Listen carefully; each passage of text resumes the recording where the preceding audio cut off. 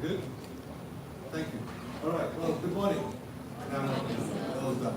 Now that's going to be hard to follow. Right? That's going to be really hard to follow. But we shall try. If you want to set up, I'm going to talk about productive failure. And I'm thinking, if you want to set somebody up intentionally for failure, there's no better way than to have them follow Shashi Kapoor.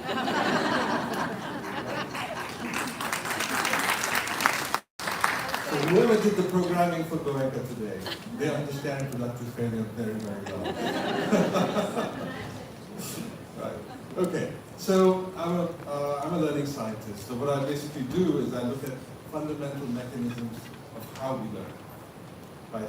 What happens in our bodies, in our brains, cognition, affect, emotions, socially, culturally.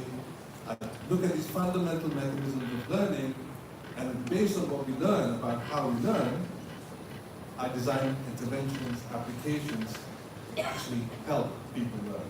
And by people, I mean school children, university, workplaces, and so on and so forth. And one of the things that I've been working on for the last 20 years, and as a scientist, is this intervention that I call productive failure. Okay? And that'll be something that I want to share with you today. Now, I used to teach math for a while. And one of these curious things that happen in a classroom is you can give a very interesting, very engaging lecture to your students. Your students can also tell, if you ask them afterwards, yeah, that was a good lecture, very well explained, I understood what you were telling me. But then when you test their understanding afterwards, when you throw them off slightly, just a little bit, I think all of you are nodding, right? It's as if they don't know the material at all. It's as if they never attended the lecture. And that's a peculiar phenomenon that's common across domains.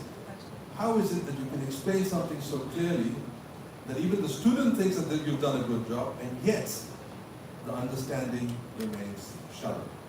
I guess what you call rote learning, direct teaching, and so on and so forth, right?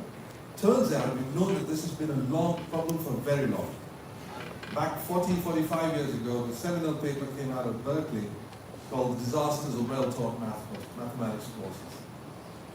And here, researchers actually went into the classrooms of known, very good instructors, very good lecturers. And they studied those lectures, and they reported them and said, yeah, these were very good lectures. They even interviewed students afterwards. Students themselves told them, yes, I understood. But when they probed understanding after the lectures, they found that their understanding of students was very shallow. So as a scientist, before you do any research, ideally, you would want to identify the problem at hand. What is the problem that we're trying to solve?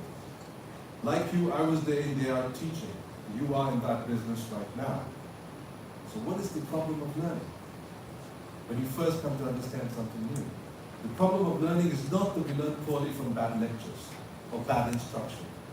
Please do not give bad lectures. Be like Farouk. Right? Sorry, you're going to get a bit of that answer, right? The problem of learning is very counterintuitive. The problem of learning is that we learn poorly from very good ones. Right? We learn poorly from very good ones. This is the counterintuitive idea that I want you to think with me this morning. And there are many reasons for it, and I will give you two reasons. The first reason has to do with the idea of seeing things. So, to illustrate this idea, imagine you're watching a movie. Imagine it's a very entertaining, very engaging movie. Now imagine the person sitting next to you is an acclaimed director. Somebody who's an expert at making movies. You watch the movie, you come out of the cinema, and you find me there. And I ask you a question. Did you watch the same movie as the director? You said, yeah, of course, they're sitting right next to me. It's the same movie. But if I were to ask you, did you see what the director saw? Right? The director, even though the perceptual stimulus, the sights and sounds and images, yes, that would be very helpful. The sights and sounds and images are right in front of you. The perceptual stimulus is exactly the same. The director, the expert, sees very different things from the novice. And decades of research in the cognitive sciences suggests the same thing. You put an expert versus a novice. It could be a mathematical proof, to a poem, to an engineering drawing, to a piece of writing, whatever it is, it's the same perceptual stimulus. An expert sees very different things from novices. Experts tend to see the deep structure. Novices remain at the superficial level. Now, in the context of teaching, that is a big problem. Because if you want to teach for deep understanding, for example, as we heard earlier, and transfer, you want the novice to be able to see the deep structure. Because if you don't see what is critical, you're not going to encode it. And if you don't encode it, you can't use it. So, but then seeing the deep structure requires expertise. You're caught between a rock and a hard stone. How do you get somebody to see something which requires knowledge that they don't have? Because seeing is a cognitive exercise. It is not simply a perceptual exercise. If you get this basic finding from the cognitive sciences internalized as educators, you will realize that the first job of teaching is actually not to teach. The first job of teaching is to prepare the novice to see. And if you could be successful at that, only then the teaching should come. So the teaching, the expert knowledge is key, but preparing the novice to see what you want them to see, and then showing it to them in very engaging ways. If you could do that, now that would set you up for deep learning. The question then is, how do you get a novice to see? The title of the talk is Productive Failure, so it has something to do with failure, because there's something about failures I hope to convince you today. Gets you to see things that you never saw, that you could never see before the failure. Right? So the first job, the first thing that we need to solve for when you're designing learning is preparing the novice to see. The second thing is the idea of connecting. You know, we process information by connecting new knowledge with what we know. That's the only way how we can make sense of information, right? We talk about prior knowledge and so on and so forth. So why is connecting so hard for students? Let's do an experiment. This is going to be a test. Okay? It's going to be a test of your memory. You're pretty smart people, right? So I'm going to ask you to take a test. I'm going to give you 9 or 10 statements about somebody did something. Who did what, right? Your job is to read through and commit to memory these statements. This is going to happen now, okay? So be prepared. Are you ready? Yes. Okay? Go.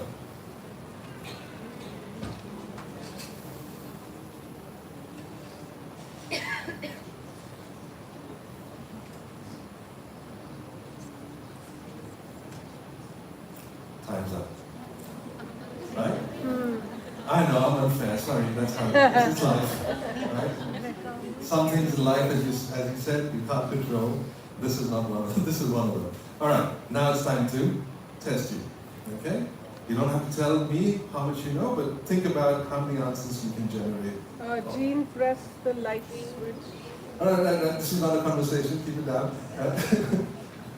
The idea here is, on average, there'll be about half of those statements you would be able to remember correctly. About half. I can also predict, based on research, that you're likely to remember the first couple of them and the last, if you got to the last, that is. And I can also predict, if you're a big fan of dance or drama or a movie or song, then the one statement that appeals to that also, right? Okay, so I can maybe use science to read your mind. But the average performance is about 50%. Okay? Imagine if I told you, I will make one tweak. I'll give you 10 new statements. And I can guarantee you, all of you will remember all of them perfectly, effortlessly. Okay? So are you ready for the second test? I've just made one tweak. And this time, all of you will have perfect memories. Do you believe me? Really? All right, go. Oh, yes. Yes.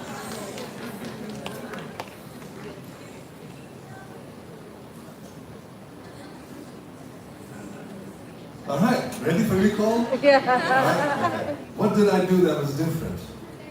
You associated that thing Right. with. I made certain assumptions about your prior knowledge, certain cultural assumptions as well that were relevant to you, and I grounded the same information, I cued the same information in a way that activated your priors.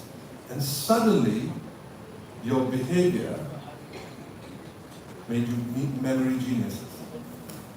So obviously your cognitive architecture did not change. It's how I designed the processing of the new information. Right?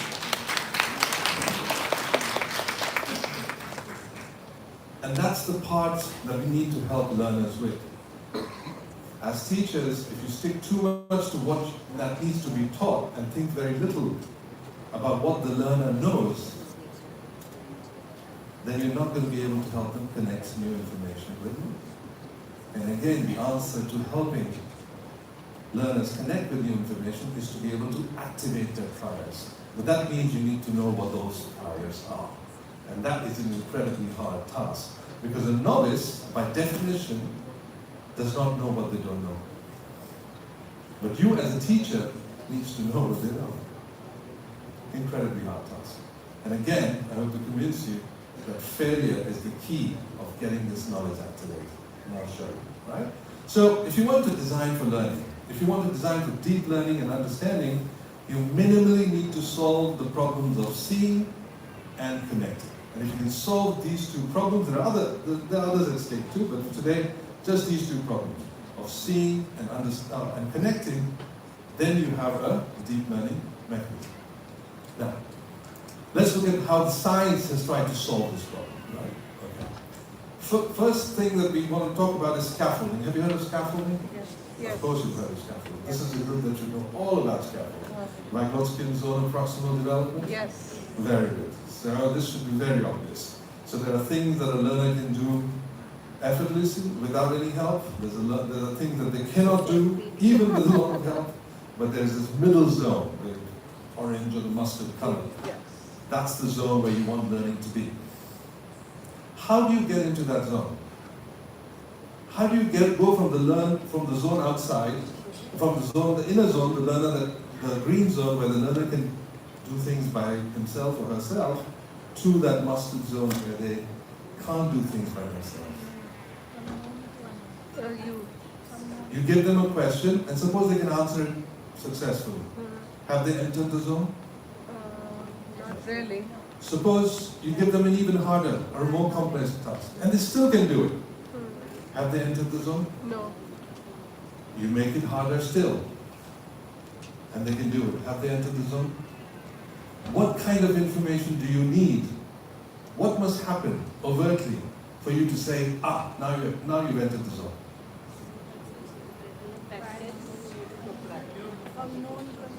You need information about them not being able to do something on their own.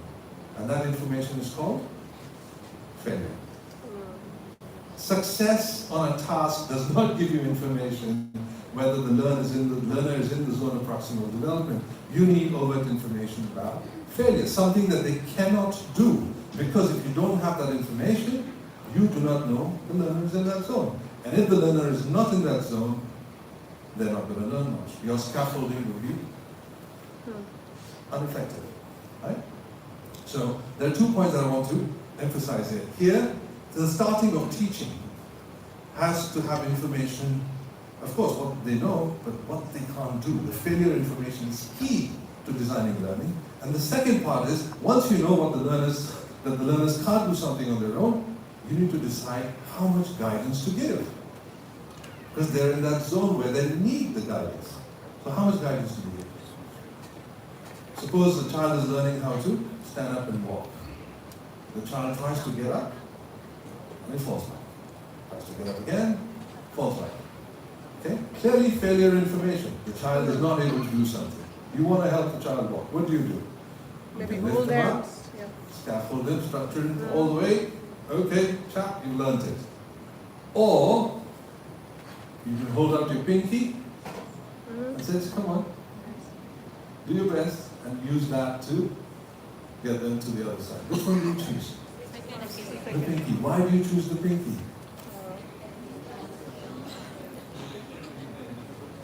Well, ultimately you want to make them independent, Yes. but the path to independence Is is, through some help.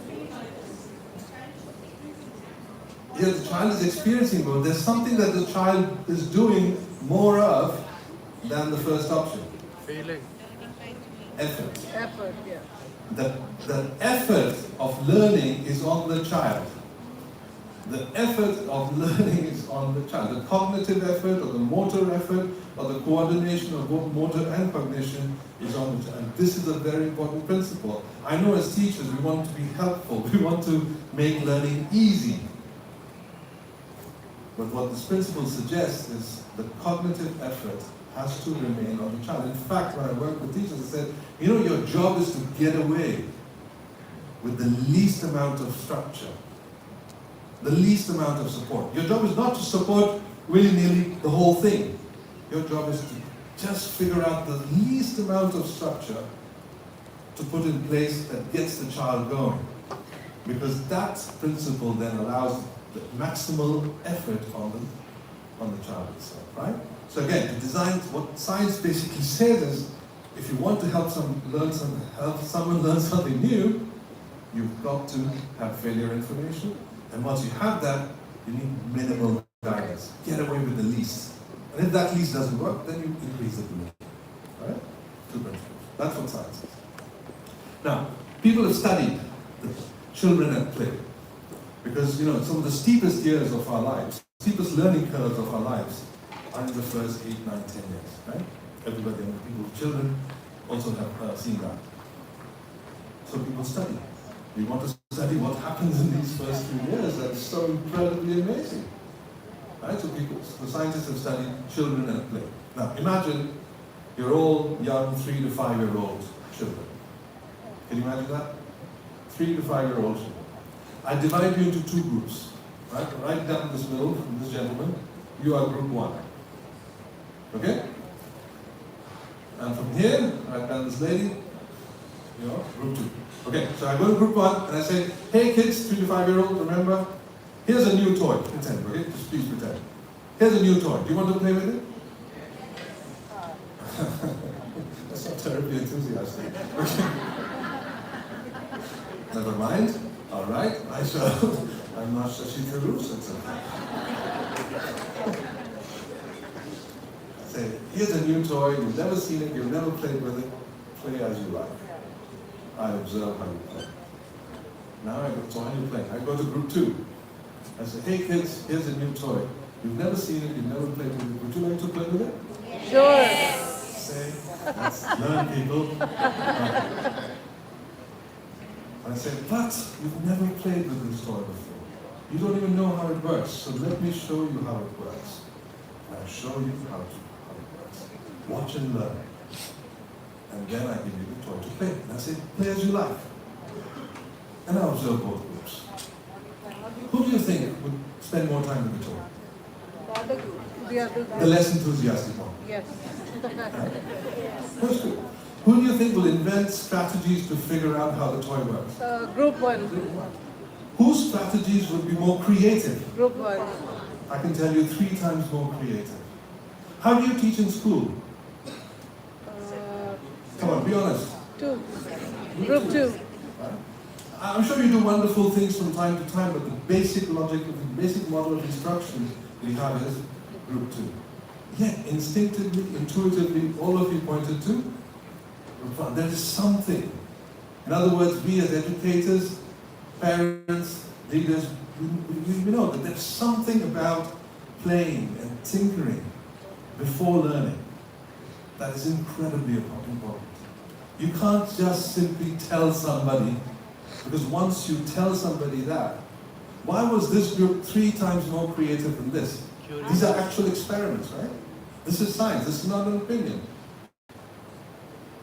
You were already conditioned by the instructions. I put you in the box. You heard box and out of the box. When I told you how to play with that toy, I put you inside the box. And you find it very difficult to come out of the box. Whereas this was, they weren't in a box.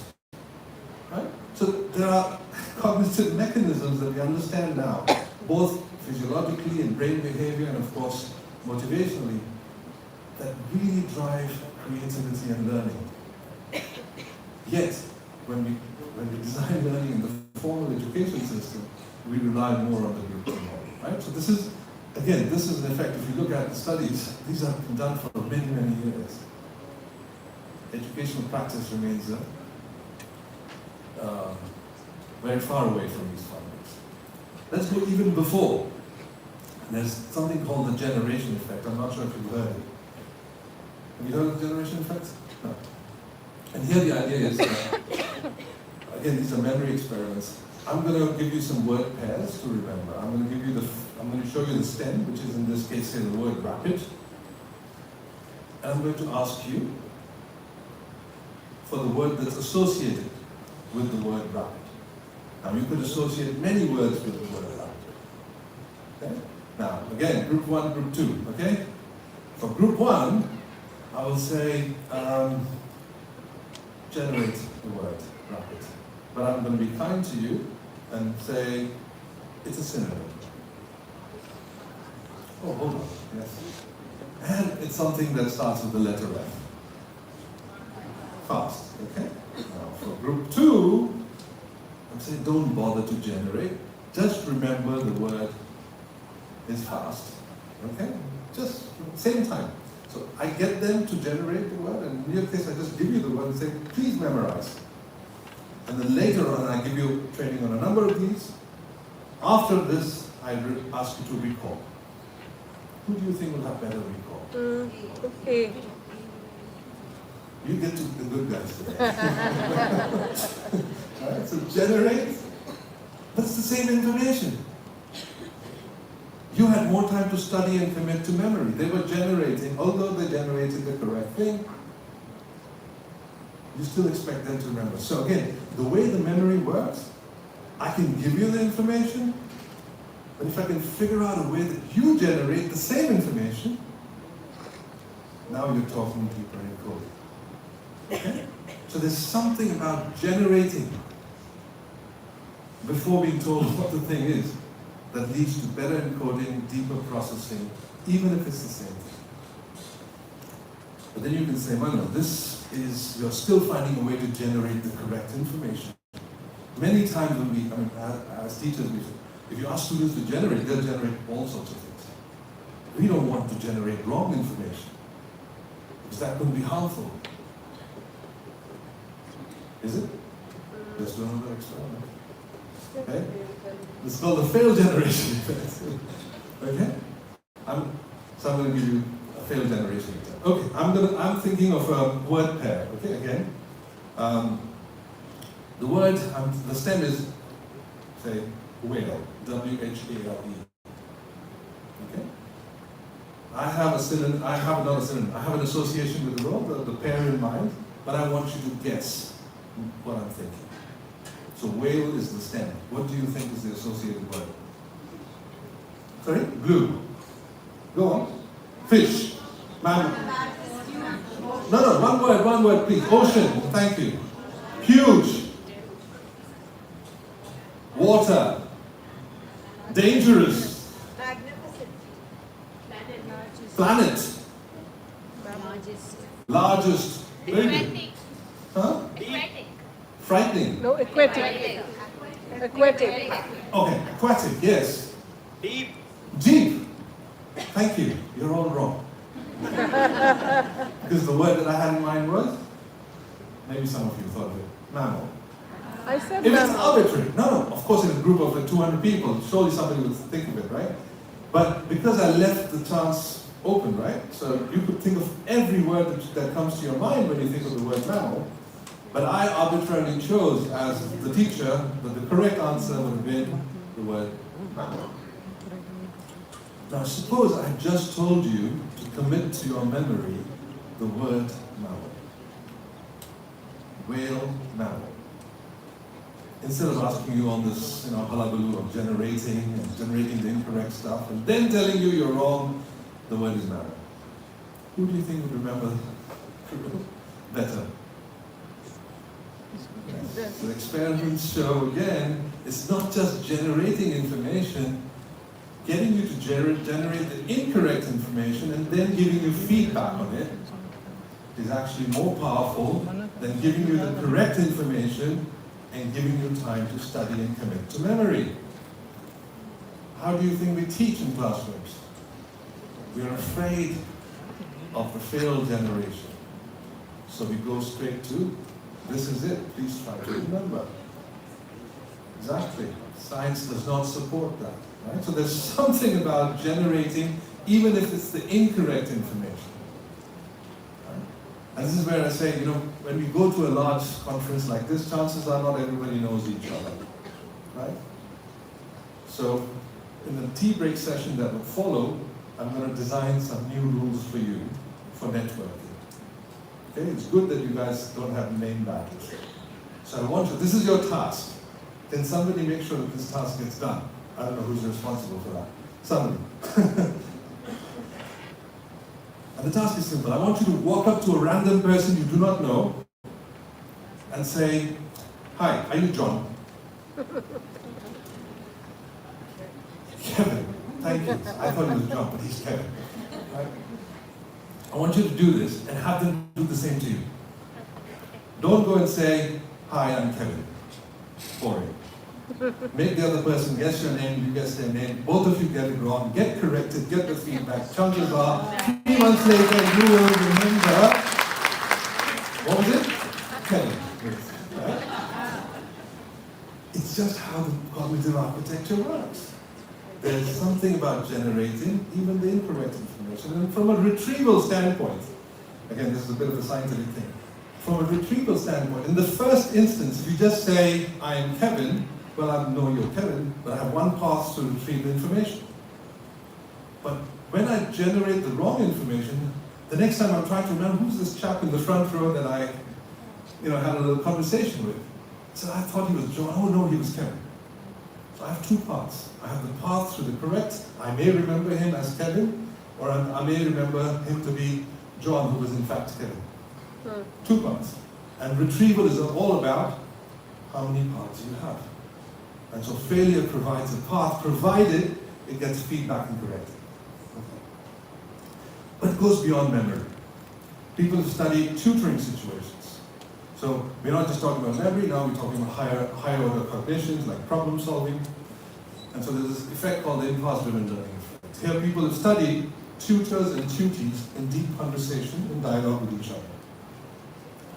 And basically they found that if the tutor were to give an explanation to the tutee at a point in time of the problem-solving process where the tutee was not stuck, it's as good as no explanation at all.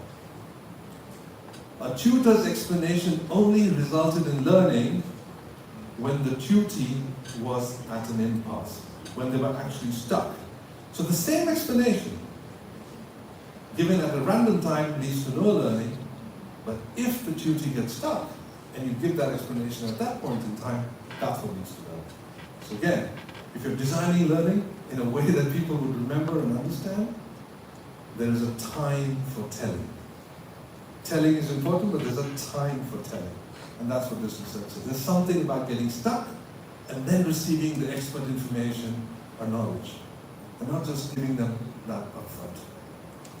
And that's how productive failure started to work. Because there's so much literature, all the way from scaffolding 120 years ago in the year of Vygotsky to current day, talking about children at play, generation effect, the failed generation effect, the impulse-driven learning effect, all of them suggesting that the first thing you absolutely should not do is to give them expert information.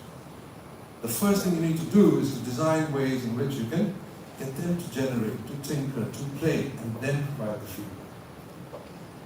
I added the kernel that what they need to do actually is to be able to fail at something, because that will then promote seeing and connecting in ways that are much deeper than just general impact. So the logic is very simple.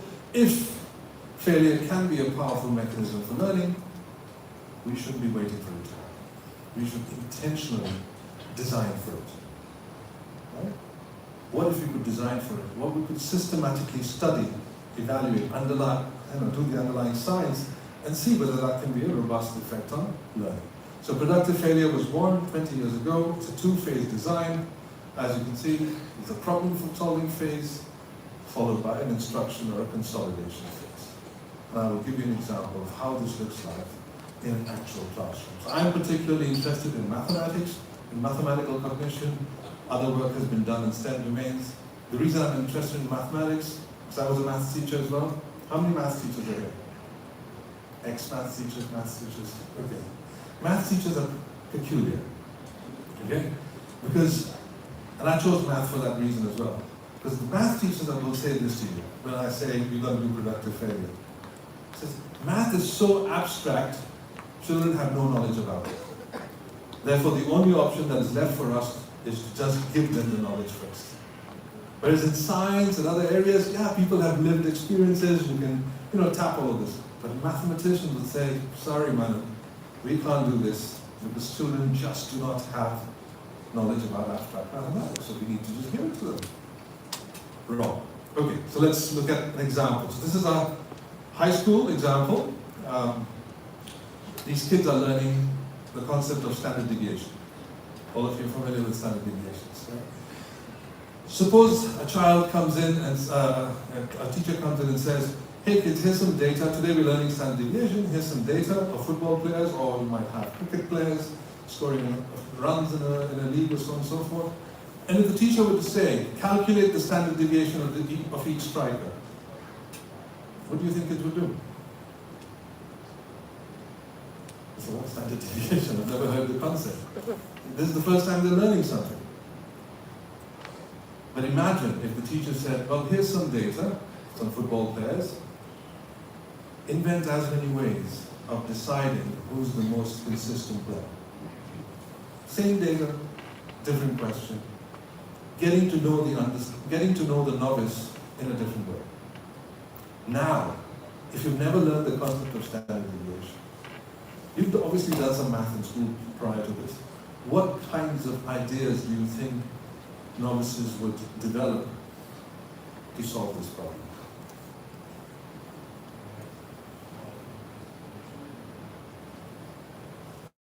They might plot a distribution, averages. Sorry? Calculate the mean, the averages, yes. Anything else? This is good. Think like a novice. It's hard when you're not a novice, but try to think like a novice. More ups and more downs, wonderful. See, that's very intuitive, very intuitive. Any other creative ideas? Maximum and minimum, so look at the extreme values. What else? By comparing. By comparing what? Sorry? Tallying marks, yes, that's also very intuitive. Any last calls? Some kind of pattern? Mapping on a graph, wonderful, right? So again, can you imagine just in this exercise, you as a teacher have already said that you can give students, you can design problems in ways, and you've already articulated many ideas that students can generate, or at least you think they can generate, even before learning the concept. Think about that, right? You did this, right? Let me show you actual evidence of what kids actually do, right?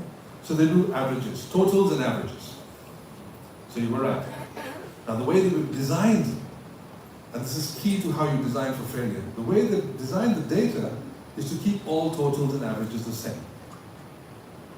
Because we want that knowledge to be activated, but then also show students that they can't solve the problem by that knowledge. So they try something, and and they see, oh, it doesn't work, so therefore I need to try something else. They take averages, central tendencies. Again, we've kept them sufficiently same that they can't solve the problem. You activate the problem and you see problem is not solvable.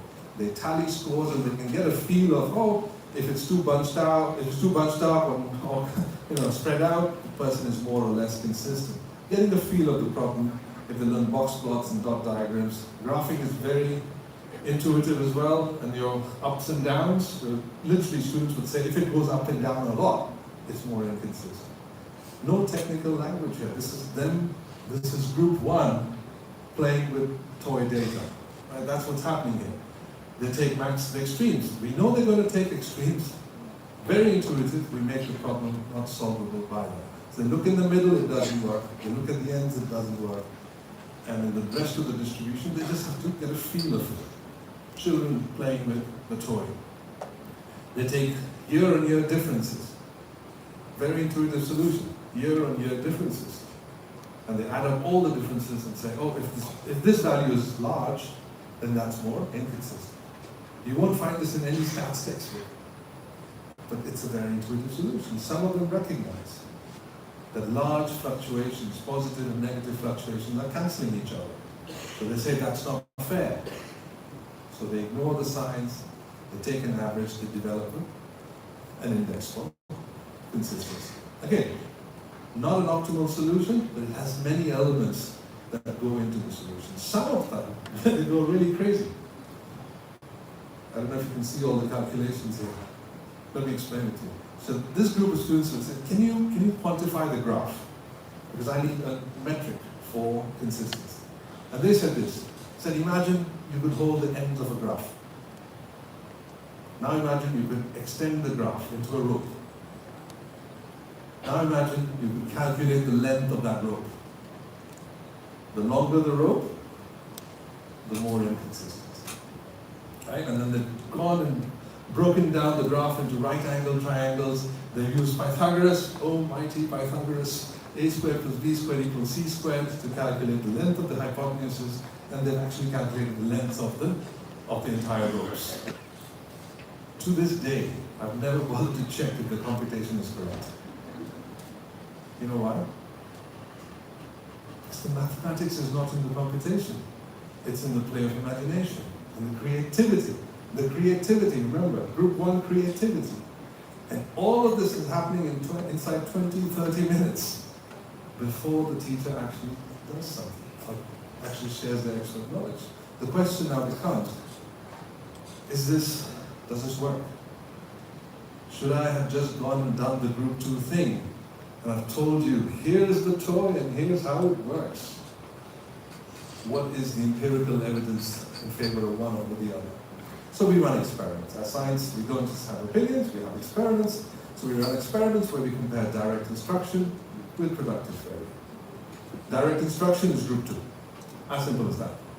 I tell you what it is, and you solve the problem based on the knowledge that I have. Productive failure, think of it as group one, but after they play, I tell you the correct one. So it balances. It's a fair experiment. And what we find is that on basic knowledge, stuff that comes out in exams and tests, both groups are quite high. So it is quite easy to achieve high levels of fluency, basic knowledge, foundation knowledge, fluency, using both direct instruction and productive failure. But where we start to see differences, significant differences, are in conceptual understanding. How deeply do they understand the concepts? And even greater differences in their ability to transfer.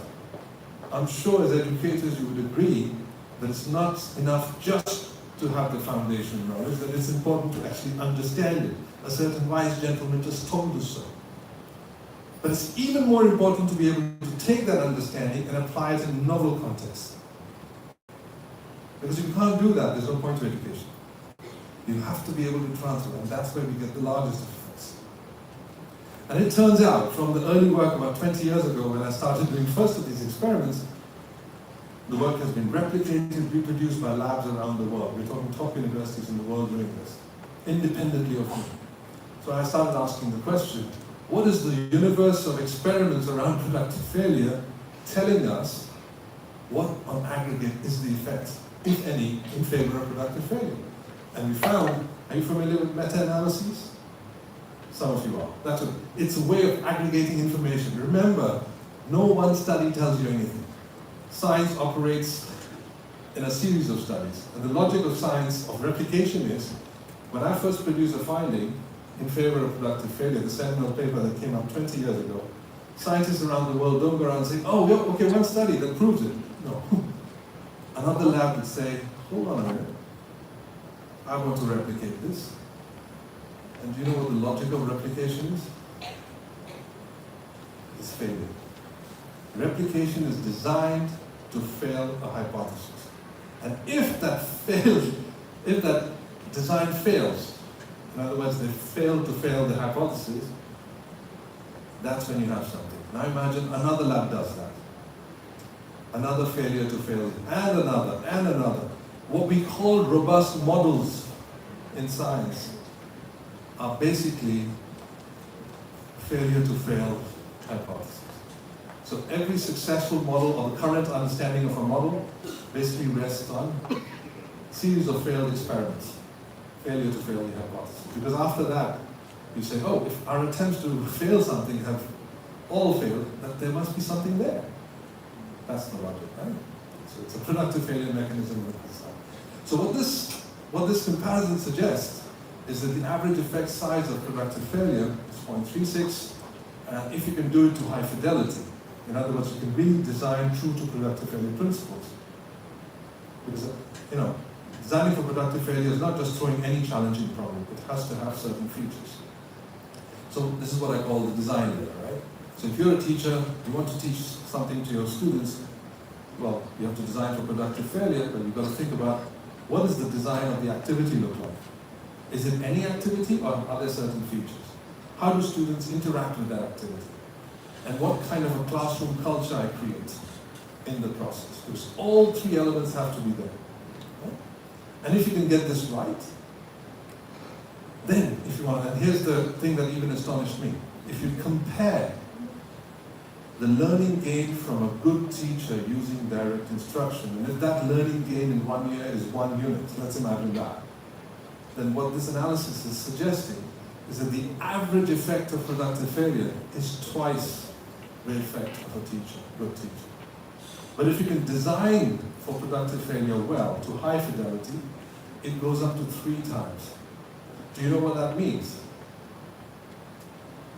If you were to switch from direct instruction tomorrow to productive failure as the learning model, your kids will appear to have an advantage of up to 2 academic years. Think about that. 2 academic years just by switching the learning model. That's what the latest science is telling us. And it's happening not just in mathematics, but in other domains as well, as I listed. Right? Then the question came, okay, let's push for this logic even in very large classes. Right? Large university classes, because ETH Zurich is the institution that is an engineering institution like the IITs in Singapore, in India. And here the question was, can we use productive failure there? So imagine the hardest course on campus in a technical university. And that course is linear algebra. I'm sure you've heard of matrices, vector spaces, and so this is incredibly hard for students. So it's as abstract as you can get, basically. And this is a year-long course at ETH that runs over hundreds of hours over a year. And the lectures that run, I can't change the lecture tutorial system, that's how it is. We said, okay, let's design productive failure interventions surgically, short 25, 30 minutes exercises, just like you saw, before each critical lecture, not every week, but about 5 times each semester.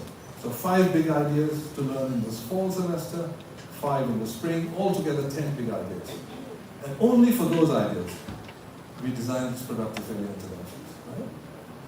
So overall, intervention time for these activities over the course of a whole year was about 8 hours or so, in what is otherwise a hundreds of hours course.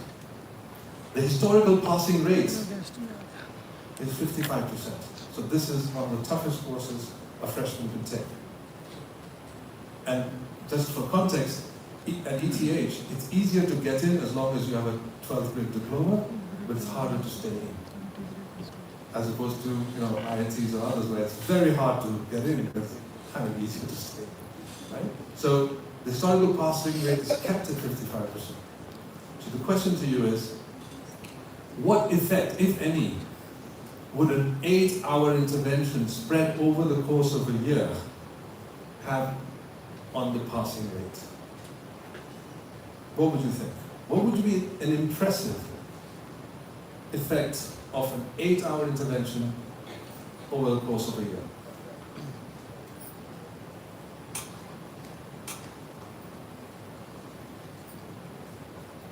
Think of your own teaching and learning. All you have to do is change 8 hours in a particular way over the course of a year. And your teaching, of course, is always at 55%. You're just doing the surgical intervention. What would be impressive? Any takers? 10%. 10%? Anybody greedier?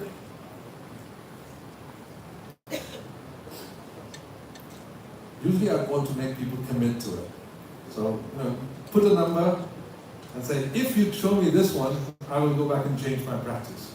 Shall we play that game? Put a number, but if you put a number and say it out loud, you are committed that you'll go back and change your practice. So tell me that number. Percentage. You're at 10%. 30%. Greed is good. Okay, what else? So you really expect an 8-hour intervention over the course of a year to give you 30%. Good. Any other takers? This is not a gambling crowd. Okay, never mind. So in the first intervention, in the first year, we improved it by 10%. And in the second year, as we improved the design, we could improve it by 20%. And it has remained stable since. So 20% improvement just by changing something surgically. All right. So why does it work the way it works? And this is where I bring in the 4 A's model of learning. There are 4 basic mechanisms at work that if you can understand them, you're solid. First is activation. We already talked about it. If you want to process something new, you've got to activate learner's prior knowledge. Okay? And if you can activate that in relevant ways, as I showed you, the better the activation, the better the processing of the incoming information. Because what that activation does is build an awareness. When a child tries many ways to solve a problem, they don't work, it builds an awareness in the child that here's what I know, but there's a gap. And we know from our research that awareness of a gap is a very critical mechanism for learning. Because when there is a gap, when you've invested effort and you found there is a gap, what do you want to do? You want to close the gap. And that builds affect. That builds interest. In the positive side, it builds interest,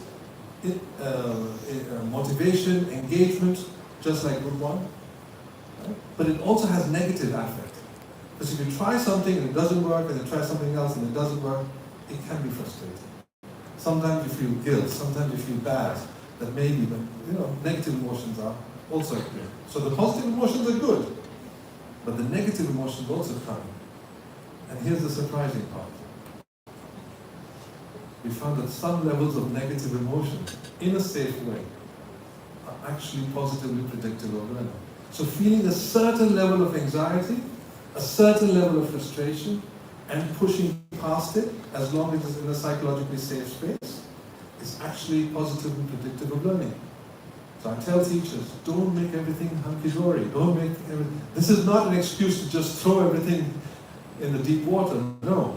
But design for it in ways where both positive and negative emotions are at play. Because what negative emotions do to brain behavior, I'm not sure if you know, they hack your amygdala. And when something negative happens, the amygdala sends information to the attentional processes and say, pay attention here. And the attentional networks then give information or signal to the processing unit that you have up here and says, not just compensate or process, it overcompensate. Okay? So this is a hack into your affect, into your emotional states that allows, that you can design so that learners can actually learn information in a deeper processing way. And if after all of this, after all the activation, the learner is aware, and you put them in the state which is psychologically primed, if at that point in time a teacher comes in and says, let me explain it to you, let me put it all together for you, that's what turns the failure into something productive. And that's the four mechanisms of learning. So, critically then, there's a big difference between learning versus performance, if it's not already obvious. Sometimes they coincide, other times they don't. So you can imagine a 2x2. You have learning on the y-axis and performance on the x-axis. Right? Sometimes learning and performance don't collide at all, like they're completely orthogonal. So you have unproductive failure, right? Which is pure discovery. You throw people into the deep end, you provide no support, they don't know what they do, they're lost. Terrible way of learning. So pure discovery learning is not the way to go. That's unproductive failure. And other times they're perfectly aligned. That's called productive success. But this is what you see when experts are in the flow. When Virat Kohli is in the zone, yeah, that's productive success. Or Messi is in the zone, that's productive success. Or a mathematician is lost, or an artist is lost in his creativity, that's productive success. That's where we want to get to. Right?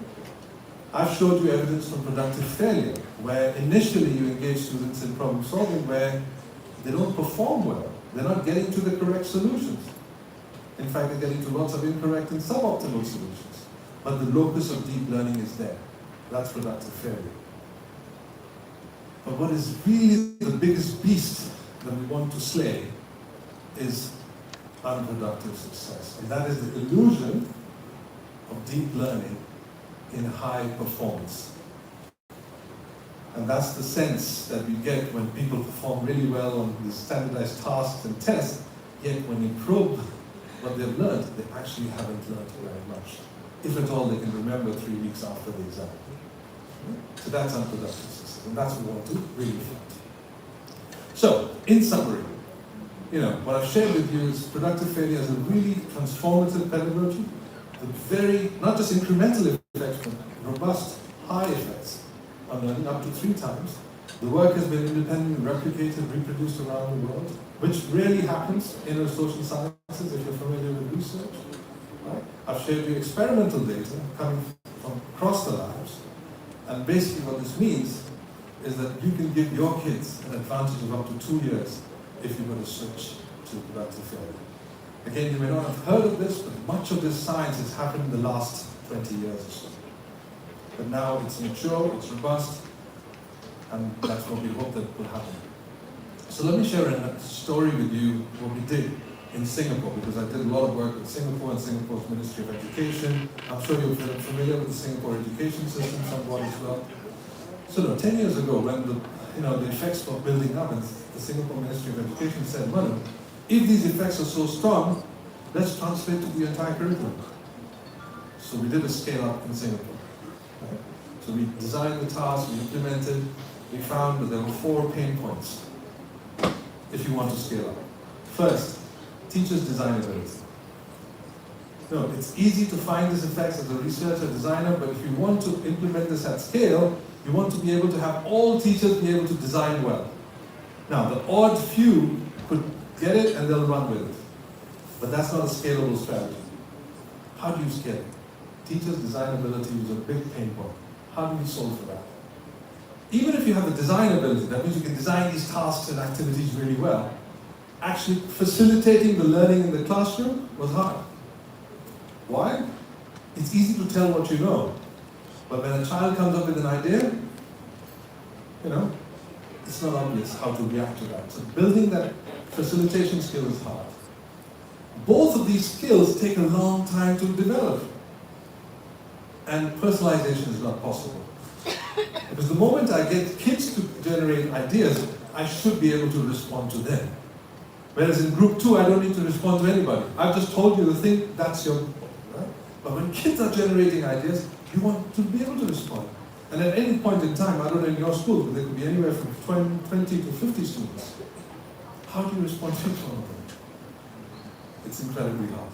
So the Ministry of Education would say, this effort of scale-up was both success, because we did show that it was possible, but also a failure because we can't scale it very widely. 5 years on, generative AI came. Now, we could take, and that's why we have a platform now called Learn PF, we could take the pedagogical model of PF, combine with Gen AI, because now we could train the AI models to design.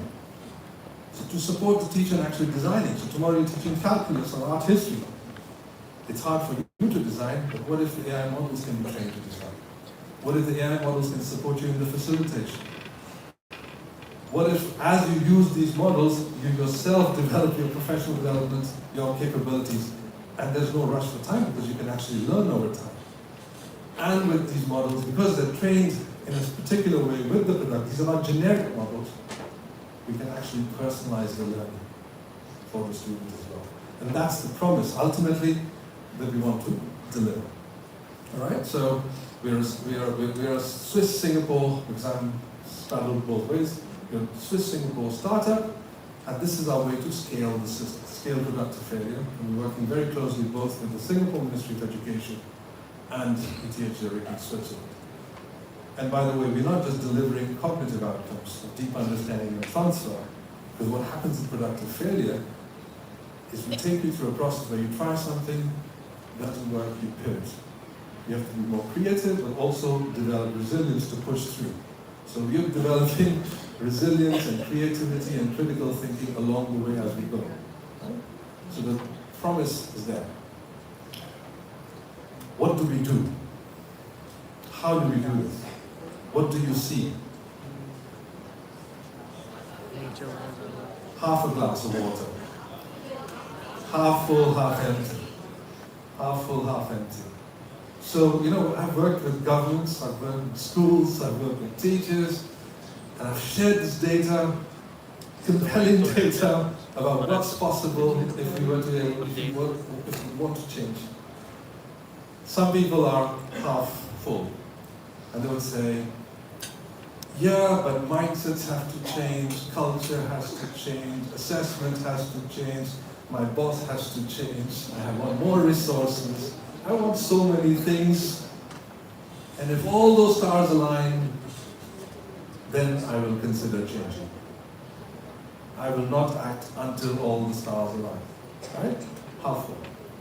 There are also people who think, sorry, that was a half empty. There are also people like half full. Yeah, Manu, this is great. I want to be able to do it, but I don't know how to do it. It's too hard to do it. I recognize what we're trying to do. Right? So the half empty people would not want to do anything unless things change, and the half full people say, yeah, this is great, too much. But that's not the only choice. There's a third group of people. What does the third group of people do?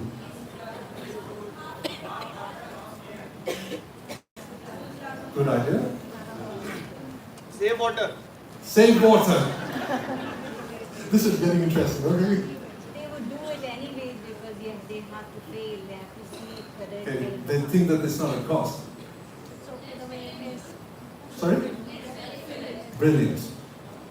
What this demonstrates, what this entire half full, half empty thing has done to you is thrown you into a false choice. There is another choice. And that's the choice to act. I can take the bloody cup of water and fill it. I act. Because you wait for everything else to act, you will never act. But you have a choice. We have the science, we have the evidence, that you can act. Or you can say, no, only if the stars are on. But once you act, you can change. And when you act, an amazing thing happens. We used to think, let me give you another context. We used to think that motivation drives action. Or motivation or interest drives action. Mindsets and values drive action. It's a historical way of thinking like that. Theory supports that. But modern theory suggests, actually, it's the other way around.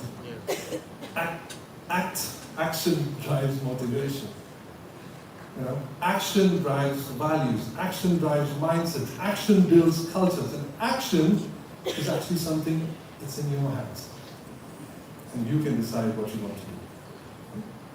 With that, this is a call to action, a call to collaborate. Come and talk to me more. And thank you once again for being a wonderful audience.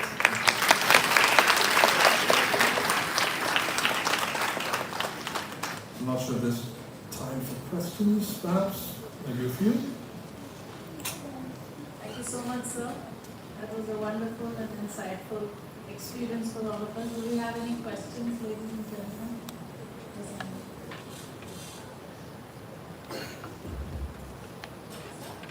So my question is that as a teacher, if I'm going into a productive area and working with my students, and instead of them going into the direction of let me put more effort, they go into the direction of I don't want to put any effort at all. I would rather just give up and have the next student do it, what can I do then? Yeah, so you've got to set up right expectations. Our kids come into our classrooms with very different norms and expectations about what good learning is. They think good learning is, well, if I'm being told what the information is. Okay, so the moment you change the game, they're kind of lost. I even have comments like, oh, you're not teaching because you're not telling. Why are you asking me to solve problems when I don't even know the thing? Right? So one of the conversations that you need to have with students is, what does deep learning look like? I run a course at ETH for undergraduate students where we don't talk about domain knowledge, we just say, it's a course in science of learning. And once students understand that making learning easy does not necessarily ease learning, that you know you're learning when you're in that zone, you know you're learning when you're struggling a little bit. Conversely, you know that you're not learning if you're not struggling. But these are things that they don't know at all. So sometimes you have to step back from the teaching itself and have a conversation about, do you know what actually good learning looks like? And if you explain to them, in most of my experiences, I think they understand. And that's the entry point. And that's the third layer that I showed you, the social surround layer or the design layer. That's the set of expectations and norms that you need to explicitly talk to students, discuss with them, renegotiate this didactic contract. Because you can't carry out productive failure if you're still expecting the correct, the current norms and expectations. And the hardest part here is that it takes time. Right? It takes time to build this kind of a culture, but it starts with the first lesson, the first action. Good morning, sir. Right. Today has been, it has been a path-breaking experience where you have talked about this very transformative pedagogy. I mean, I had not, I confess this, heard or thought about productive failure in deep learning. So my question to you is that often we see that teachers, they are very stereotyped. And it's very difficult to break the stereotypes in their mind, where they teach and they rely on intuition more than, evidences. So how can we as school leaders shift our teams towards evidence-based learning, as you have been talking about, without overwhelming them? Two things, thank you for that question. Two things, largely because I've worked with school systems in different countries. One thing that works with teachers, not so much scientific evidence, and scientific evidence would be good for teachers, school leaders and policymakers, because you're thinking, school teachers want to see student work, want to see what can actually students do. So when I showed, for example, this data that I showed you, a simple example of a standard deviation, of what is possible if you were to redesign. What catches on with teachers is, oh, I never thought I could design like that, and worse, I never thought my children could do this. So actually, taking action and designing and actually showing it to them that this is actually possible. Because what's blocking them are their own beliefs about what is not possible. I'll tell you a story. In Singapore you have different kinds of schools, and we do a grade 6 examination, a national examination, and based on how well you do there, you get funneled into different schools. So as a researcher, it's wonderful, because, not as a practice, but as a researcher, because then you have schools with very different population, and it's very good for comparison, experimental comparison. So I started doing my initial experiments in productive failure were in a math classroom in a mainstream school in Singapore. They were about right on the average of the overall national distribution. If you can think of an average school in India, if that's possible, that was that. average performance. I went to that school, I showed some data and analysis from earlier experiments. I said, we want to do productive failure to teach math. The teacher said, oh, this is hard, but maybe my best students can do it. So they have a best class of students. So I said, no, this can work because we activate every student's knowledge. So no, I think you don't know my students. I think only my best students can do it. I said, okay, fine, let's just do it there. When we did it, the experiment went well, good results. I went to another school that was slightly higher, about one standard deviation away from that school. And I went to the teacher and said, I've got evidence now from Singapore school. Their teacher's actually done it. Would you like to do it? I said, oh, that's very interesting. But I think maybe you'll work with my best students. I said, no, you don't understand. That school's best students are worse than your worst students. He says, no, you don't know my students. I said, okay, fine, let's do with the best students in your school. Then I went to a very top school, right? And to them, I said, look, I have so much evidence from mainstream and slightly higher above average students that this works. And this is the top school, top teacher. I said, oh, that's interesting, you have evidence. But I think this will only work with my best students. Right? So point is, teachers, even if you show them scientific evidence, it doesn't work because they're blinded by their beliefs. And I think they don't understand that how their beliefs systematically deny opportunities. And so what we really need to arrest that is by showing them actual student work. Not scientific evidence, but actual student work.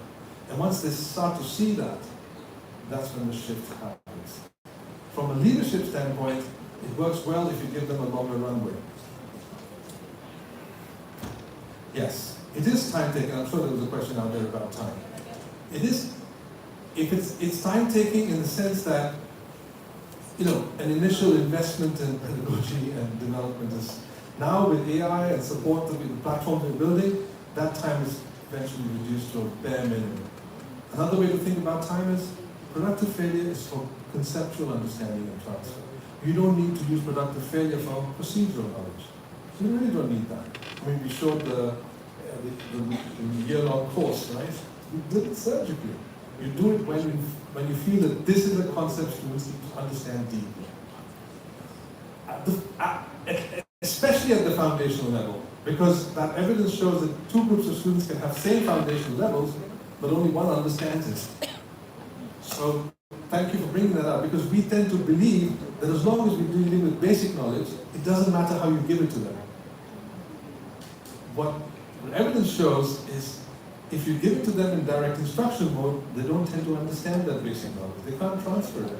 But if you give it to them in productive failure mode, they actually understand and transfer it. Yes. Another point in time. I don't know, sorry, because the time is a very pertinent, so I want to address it. We spent in our school tremendous amounts of time remediating, relearning, preparing for exams, etc., etc. If you add all that time up, right, we are wasting that time. So there is time in the school curriculum. We're just choosing to, focus on relearning and remediating because we've forgotten everything that we've done. Now my question to you is, what if we understood that material from the get-go? You invest time to save time. And what you get in the process is understanding and transfer, resilience, creativity. Right? So the economies of scale happen over time. It's whether you want to do this now. Right. One last We question? have time for one last last question. Good morning, sir. So first of all, thank you for such a wonderful session. It was truly informative, productive, and engaging. Thank you. And we do not talk about failures and giving a different dimension and definition to this pedagogy is really remarkable. Thank you, sir. So my question is that what are the most the psychological factors in a school environment that is overlooked, but it have the highest impact in a student's learning outcomes? There's several of them. I think creating that psychological safe space is key. If you have a very cutthroat assessment-driven system where success is what that matters, I don't think this is going to work.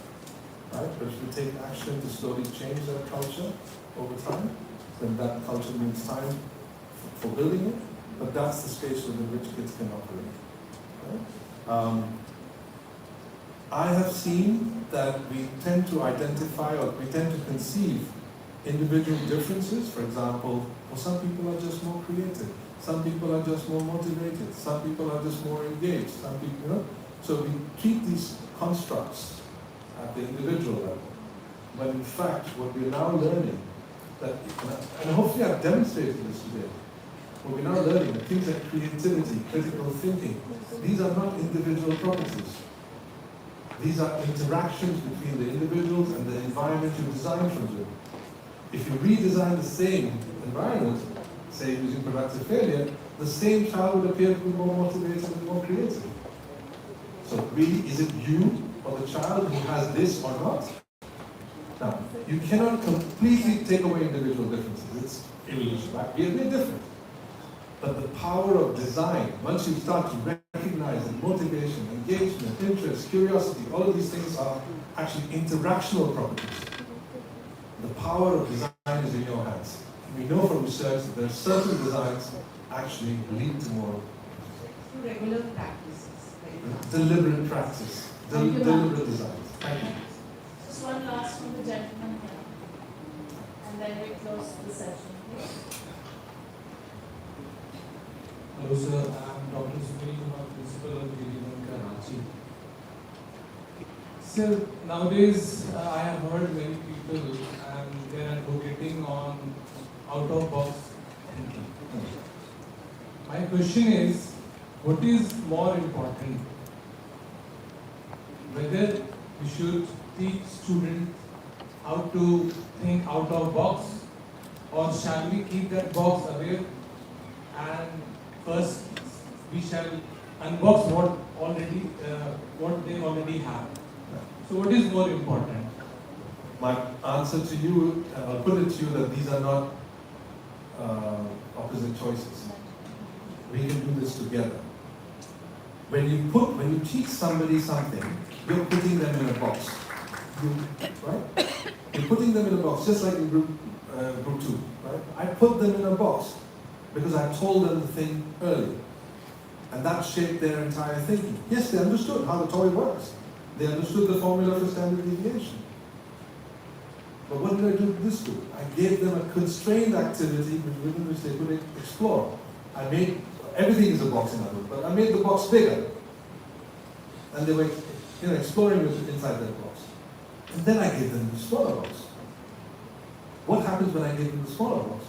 They still have the ability to go outside the box and come into the box when they need to.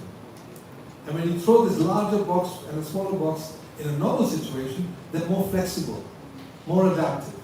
That's why you get the effects on transfer. So the choice is not whether you give the small box or the large box. The point is you can do it together in a systematic way, and that's what productive failure shows. So it's a false choice, just like the glass half full half empty. Thank you so much, sir. It was wonderful. That was a very impactful session. Thank you. And we really appreciate your time. Thank you.